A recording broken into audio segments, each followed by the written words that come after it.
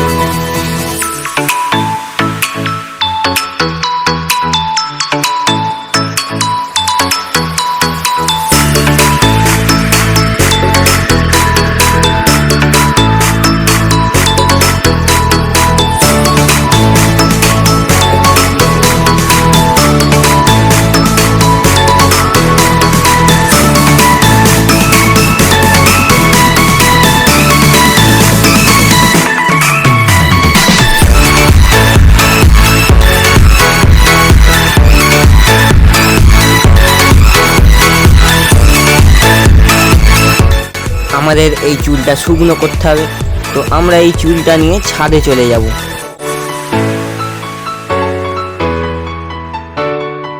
আমরা ছাদে চলে এসেছি।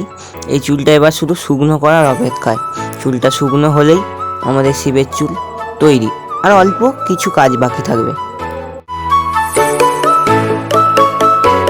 এটাকে একদিন শুকনো করতে হবে, শুধুমাত্র একদিন।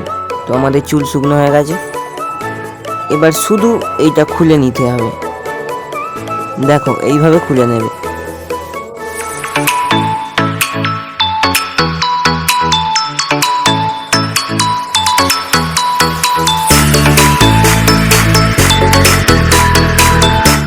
এইটা খোলা হয়ে গেলেই আমাদের শিবের চুল তৈরি। এবার তোমাদের শিব যেমন সাইজের হবে সেই সাইজের তোমরা কাঁচি করে কাটবে, আঠা লাগিয়ে দেবে। আর আমি এই শিবের চুলটা একটা কালী ঠাকুর বানিয়েছি, তো সেইটা কালী ঠাকুরের শিবটাতে লাগাবো। তো তোমরা সেই ভিডিওটা দেখতে হলে এই চ্যানেলটাকে সাবস্ক্রাইব করে রাখো। ভিডিওটা ভালো লাগলে অবশ্যই লাইক করবে, বন্ধুদের মাঝে শেয়ার করে দাও, যাতে তারাও শিবের চুল তৈরি করতে পারে। ততক্ষণের জন্য টাটা।